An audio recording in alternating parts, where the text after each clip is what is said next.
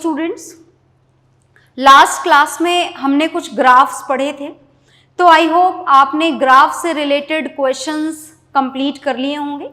Is it okay? तो आज की क्लास में हमें एक बहुत ही इम्पॉर्टेंट पार्ट हमारे चैप्टर का शुरू करने जा रहे हैं हम लोग। बहुत ही ज़्यादा इम्पॉर्टेंट है।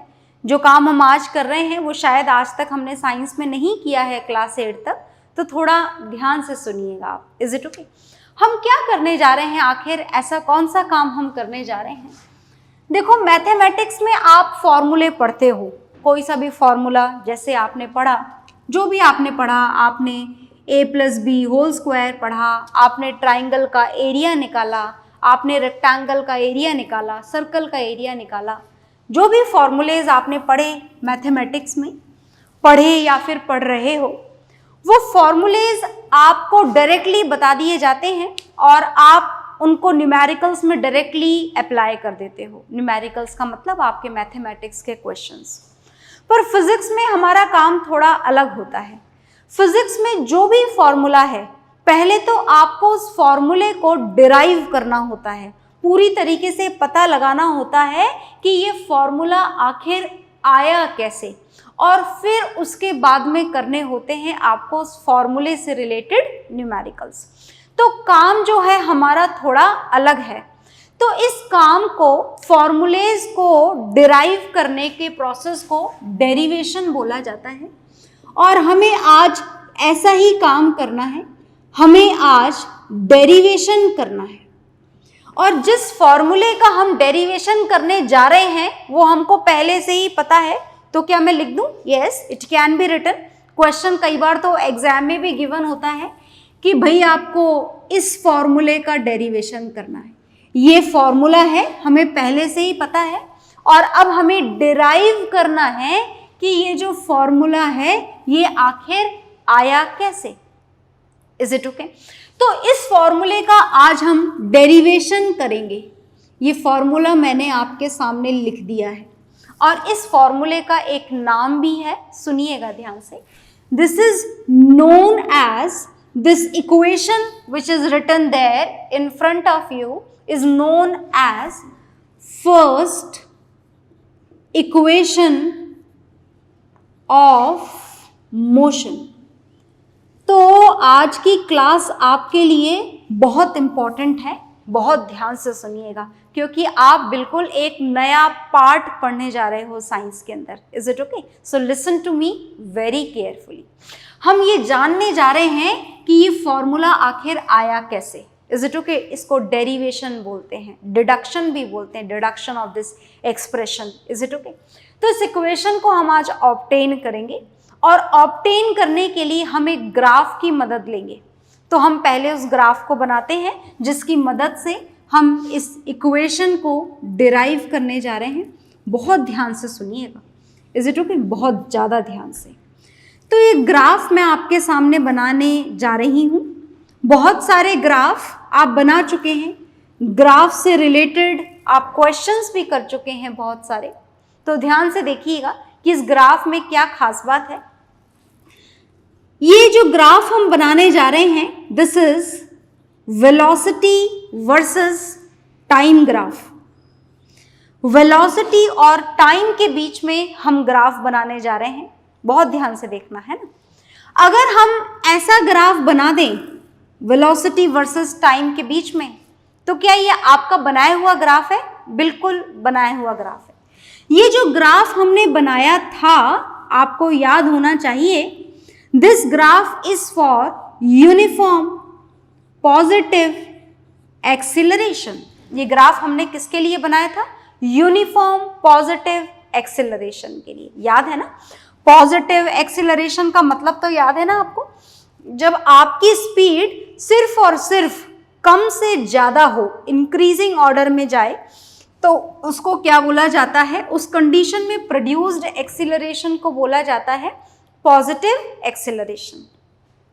और अगर ये इंक्रीमेंट इक्वल अमाउंट्स में हो, इक्वल इंटरवल ऑफ टाइम में, then it is known as uniform positive acceleration. जैसे मान लीजिए कि हर 5 मिनट में आपकी स्पीड बढ़ गई 10 किलोमीटर पर आवर, तो हर 5 मिनट में स्पीड कितनी बढ़नी चाहिए? 10 किलोमीटर पर आवर। अगर इस तरीके के मोशन का वेलोसिटी वर्सेस टाइम ग्राफ हमें बनाना हो तो ऐसा बनेगा। ये बात हम पहले ही जान चुके हैं। इस ग्राफ में एक बात जो आपको पता लग रही है कि आपका ग्राफ यहां से मतलब ओरिजिन से शुरू हो रहा है, और इसका मतलब ये है कि अगर मैं आपसे बोलूं कि find out the initial velocity from this graph, तो आप देखोगे कि इनिशियल पॉइंट ये है और ये 0 पर है, मतलब इनिशियल वेलोसिटी कितनी हो जाएगी? 0 हो जाएगी। बात समझ में आ गई? तो क्या हम इसी ग्राफ को काम में लेने वाले? नहीं, हम इस ग्राफ को काम में नहीं लेंगे। हम इसमें थोड़ा सा वेरिएशन करेंगे, थोड़ा सा मॉडिफिकेशन करेंगे। Is it okay? क्यों करेंगे? क्योंकि अगर इनिशियल वेलोसिटी 0 आ जाएगी तो यहाँ से तो फॉर्मूला ही आधा गायब हो जाएगा। Is it okay? तो इसीलिए हम इसमें वेरिएशन क्या करने जा रहे हैं? एक बहुत ही छोटा सा वेरिएशन। ध्यान से देखिएगा, हम इस ग्राफ को बिल्कुल वैसा ही बनाएंगे। ये बना दिया स्ट्रेट लाइन। क्या ये यूनिफॉर्म पॉजिटिव एक्सीलरेशन का ग्राफ है? बिल्कुल है। पर क्या ये ग्राफ ओरिजिन से शुरू हो रहा है? नहीं, ये ग्राफ थोड़ा ऊपर से शुरू हो रहा है, और ऊपर से शुरू होने का मतलब बस इतना सा है कि अगर इस ग्राफ में आप इनिशियल वेलोसिटी कैलकुलेट करें तो वो 0 नहीं होगी। Initial velocity is not equal to 0। तो इस ए पॉइंट पे जो भी वैल्यू होगी, मान लीजिए, ऐसे ही बता रही हूं मैं, हटा भी दूंगी अभी थोड़ी देर बाद, मान लीजिए कि इस ए पॉइंट की वेलोसिटी 10 किलोमीटर पर आवर है, तो whatever the value is at this point A, that will be equal to its initial velocity. पर हमें यहाँ न्यूमेरिकल सॉल्व नहीं करना है, so we don't need any values. हम तो बस ये बता देंगे कि O से लेकर A तक whatever the value is, that will be equal to initial velocity। याद है ना सिंबल इनिशियल वेलोसिटी का? Small u। Is it okay? तो A हमारे ग्राफ का कौन सा पॉइंट है? Initial point. ओके, और ये जो पॉइंट है, चलो इसे भी नाम दे देते हैं, इसे नाम दे देते हैं B। ये जो B हमारे ग्राफ का पॉइंट है, ये कौन सा पॉइंट है? Final point. मतलब इस फाइनल पॉइंट पे जो भी वेलोसिटी होगी वो कौन सी होगी? Final velocity. ठीक है, तो इस ग्राफ से हमको ये इक्वेशन डिराइव करनी है। ग्राफ इतना सही है, पर as we have to derive this equation, तो हमें इस ग्राफ में कुछ मॉडिफिकेशन करने होंगे। तो चलिए करते हैं, कुछ ड्रॉ करना पड़ेगा। याद रखिएगा, अब मैं जो भी लाइंस ड्रॉ करने जा रही हूँ, they are not a part of graph. Graph का हिस्सा नहीं है ये हमारी डेरिवेशन की रिक्वायरमेंट है। ग्राफ तो सिर्फ ए से शुरू हो रहा है और बी पे खत्म हो रहा है। याद रखिएगा इस बात को। ठीक है, चलिए आगे चलते हैं। तो हमने यहाँ पर ये एक लाइन ड्रॉ कर दी, और आप अपनी मर्जी से इस पॉइंट को डी दे दो। अब आप सोच रहे होगे बी के बाद तो सी आता है, तो मैंने डी क्यों दे दिया?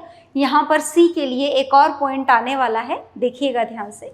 हमने यहाँ पर एक लाइन और ड्रॉ करी, और ये हमें इनका इंटरसेक्टिंग पॉइंट मिल गया है, और इस पॉइंट को हम नाम देने जा रहे हैं पॉइंट सी। आ गई बात समझ में? चलिए तो डेरिवेशन शुरू करें, थोड़ी सी देर बाद शुरू करेंगे। उससे पहले हम ये जान लेते हैं कि O to A, ये तो कौन सी वेलोसिटी थी? Initial velocity. इसी तरीके से अगर मैं आपसे पूछूं, बहुत ध्यान से देखना बोर्ड पर, अगर B to D आपसे पूछा जाए तो ये क्या होगा? ये होगा, as this B is the final point, तो ये B से लेकर D तक की जो वैल्यू है, इससे आपको मिलेगी स्मॉल v की वैल्यू। याद है small v? Small v is a symbol of final velocity. ये किसका सिंबल है? फाइनल वेलोसिटी का। कंफ्यूजन हो रहा है क्या कि ये फाइनल वेलोसिटी क्यों है? ये तो टाइम होना चाहिए। टाइम नहीं होना चाहिए, टाइम तो ये है, देखिए O से लेकर के D तक की जो वैल्यू है, ये आपको क्या प्रोवाइड करेगी? टाइम। टाइम वाली एक्सेस पर प्रेजेंट है ना, ओ से लेकर डी तक। Is it okay? जैसे मान लीजिए कि मैंने आपको बताया था अभी थोड़ी देर पहले कि हमने ए पॉइंट पर कितनी वैल्यू ले रखी है, 10। ध्यान से देखते जाना, है ना। मान लीजिए इस पॉइंट पर 20, इस पॉइंट पर 30 और इस पॉइंट पर 40। तो ये जो 40 है ये कौन से पॉइंट की वैल्यू है, बी पॉइंट की। कहां से कहां तक की है, यहां से यहां तक की, 40 किलोमीटर्स पर आवर। मतलब ये वाली वैल्यू है 40, मतलब ये वाली वैल्यू इस वाली वैल्यू के इक्वल हो जाएगी। और इस तरीके से ये जो लाइन है BD, ये हमको क्या प्रोवाइड करेगी, फाइनल वेलोसिटी। ये मैंने यहाँ पर जो ये 10, 20, 30, 40 लिखा है, ये सिर्फ आपको बताने के लिए लिखा था कि BD आखिर फाइनल वेलोसिटी क्यों इंडिकेट कर रही है। अब इसकी ज़रूरत नहीं है, as we don't need the numerical values, हमें सिर्फ सिंबल्स की रिक्वायरमेंट है क्योंकि हमको ये फॉर्मूला चाहिए। Is it okay? तो आपको ग्राफ आई होप समझ में आ रहा होगा। यहाँ से लेकर यहाँ तक इनिशियल पॉइंट है A, इसीलिए initial velocity. Similarly B is the final point of the graph, so this is the final velocity. As OD is on the axis of time, so OD is the value of time। अब देखिए ये OACD तो rectangle है, rectangle जैसा दिख रहा है ना, बिल्कुल रेक्टेंगल दिख रहा है और रेक्टेंगल ही है ये, है ना। तो रेक्टेंगल की खास बात क्या होती है, its opposite sides are equal. Okay, मतलब ये T है तो A से लेकर C तक की वैल्यू, मतलब AC की वैल्यू ये भी कितनी हो जाएगी, ये भी हो जाएगी स्मॉल t। ओके, C से लेकर D तक की वैल्यू बताएं जरा सोच के, क्या हो जानी चाहिए, T नहीं, ये U है ना, देखिए O to A small u initial velocity, तो C to D भी क्या हो जाएगा, इनिशियल वेलोसिटी। अब ग्राफ से हमको जितनी इंफॉर्मेशन गेन करनी थी हम कर चुके हैं। So let us start with the derivation. Derivation शुरू करते हैं, ध्यान से देखते जाना। डेरिवेशन में आपका रोल बड़ा इंपॉर्टेंट होता है, आपको देखना होता है कि मैं जो लिख रही हूँ वो सही है या नहीं आपके हिसाब से, है ना। चलिए देखते हैं, तो चेक करते जाइएगा कि बोर्ड पे जो लिखा जा रहा है वो आपको सही लग रहा है या नहीं लग रहा है, ठीक है। तो हम ग्राफ से कोई इक्वेशन लिखने जा रहे हैं, बहुत ध्यान से देखना। तो ग्राफ में BD लाइन आई होप आप सबको दिख रही होगी और मैं लिखने जा रही हूं from the graph BD is equal to BC plus CD।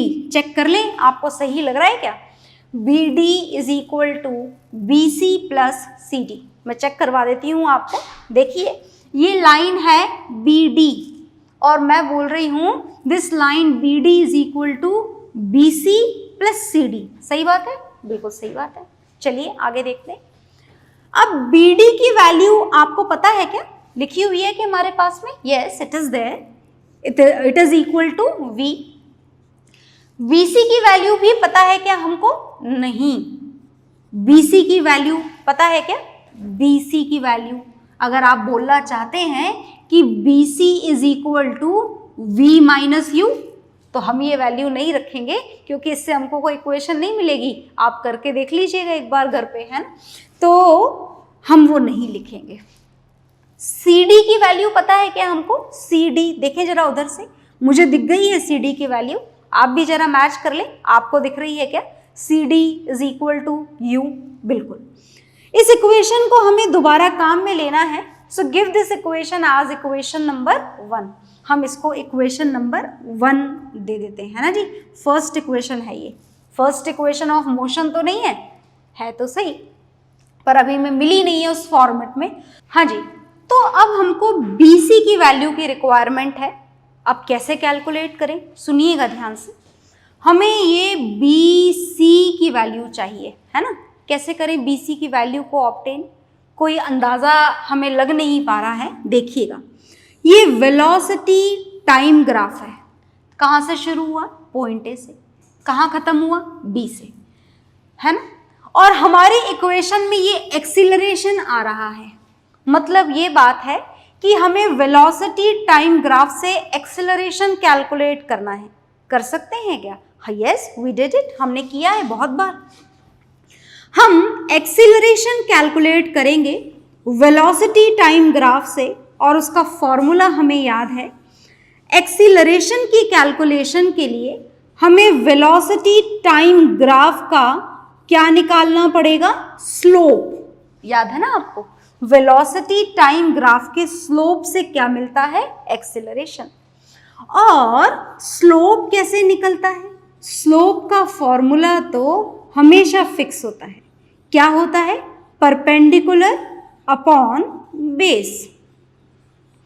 तो हमें एक्सीलरेशन की कैलकुलेशन के लिए इस ग्राफ में से परपेंडिकुलर और बेस चाहिए। अब परपेंडिकुलर और बेस जानने के लिए हमें काम में लेना पड़ेगा ये ट्राइंगल। ध्यान से देखना कौन सा? ABC। Is it okay? चलिए, तो हम इस ट्राइंगल को यूज करते हैं। मैं लिख देती हूं यहां पर, फ्रॉम ट्राइंगल ABC हमें किसकी वैल्यू चाहिए? एक्सीलरेशन की। परपेंडिकुलर दिख रहा है क्या आप लोगों को उस ट्राइंगल में? Is it possible to write it as BC? देखिए जरा, ये ट्राइंगल है आपका ABC। इसमें हम इस BC को परपेंडिकुलर बोल सकते हैं क्या?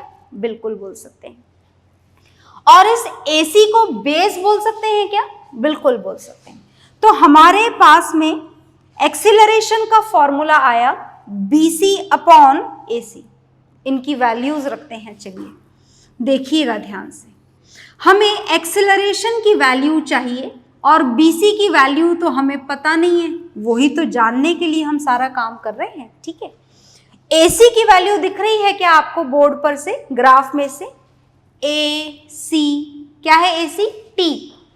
तो हमने लिख दिया BC अपॉन T। ये वेलोसिटी मैं यहां से हटा रही हूं, as we need some space, हमने लिख दिया शॉर्ट में। आगे देखिएगा, इस BC को अगर आप यहीं लिखे रहने दें तो ये T इधर जाकर के क्रॉस मल्टीप्लाई हो जाएगा क्या? बिल्कुल हो जाएगा। तो हमें क्या वैल्यू मिल जाएगी? 80। BC की वैल्यू हमें क्या मिल गई? 80। Is it okay? आगे देखिए, तो इसको दे दीजिए आप इक्वेशन नंबर 2, क्योंकि हमें जो चाहिए था वो हमें मिल गया, BC की वैल्यू मिल गई है। इस इक्वेशन फर्स्ट में इस BC की ये वाली वैल्यू हमें यहाँ सब्स्टिट्यूट करनी है। तो हम यूज करने जा रहे हैं from equation 1 and 2। V is equal to, ध्यान से देखिएगा आगे का काम, V is equal to BC की वैल्यू हमें मिली है। BC की वैल्यू क्या मिली है? 80 plus U, as it is लिख दिया U। अब मिल गई क्या हमें हमारी desired equation? This is here written here in front of you. V is equal to U plus 80। अच्छा, 80 प्लस U लिखो या U प्लस 80 लिखो, कोई फर्क है क्या? बिल्कुल भी नहीं। 2 plus 3 is equal to 3 plus 2, तो it can be written in this way also. और ये हमें मिल गई फर्स्ट इक्वेशन ऑफ मोशन। तो हम यहाँ पर लिखेंगे पूरा, this equation third is required first equation of motion. तो क्या हमारा काम हो गया? बिल्कुल हो गया। मिल गई हमें फर्स्ट इक्वेशन ऑफ मोशन? बिल्कुल मिल गई। Is it okay? तो भाई बात ये है कि अब अगर आप ये सोचना चाह रहे हो कि हमें कैसे पता लगेगा कि BC की वैल्यू इस तरीके से कैलकुलेट करनी है, तो देखो ये डेरिवेशन है, प्लस या माइनस या डिवीजन का क्वेश्चन नहीं है जो स्टेप बाय स्टेप अपने आप होगा। कुछ बातें आपको याद रखनी पड़ेंगी और कुछ काम इसमें अपने आप हो जाएंगे, है ना। जैसे ये बात आपको याद रखनी पड़ेगी कि in this equation this has to be calculated in this way and the rest of the work will be done automatically. बाकी काम अपने आप हो जाएगा। Is it okay? तो डेरिवेशन के कुछ टर्निंग पॉइंट्स होते हैं जो हमें याद रखने होते हैं, इज इट ओके? इसी ग्राफ से कुछ और फॉर्मूलेज भी हमको डिराइव करने हैं, पर वो हम नेक्स्ट क्लास में करेंगे। पर ये जो डेरिवेशन आपने देखा है आज, आई होप या आपने पहली बार देखा होगा डेरिवेशन इस तरीके से भी किया जाता है, तो आप इसको वीडियो को एक बार और देखें और उसके बाद में इस डेरिवेशन को बिना वीडियो देखे, बिना नोट्स खोले, अपने आप अपनी कॉपीज़ में लिखें। और आप अगर ऐसा कर पाते हैं तो फिर समझ जाएं कि भाई आगे के डेरिवेशन आपको क्लियर हो जाएंगे। ओके, तो ऐसा ज़रूर करिएगा। Bye everyone.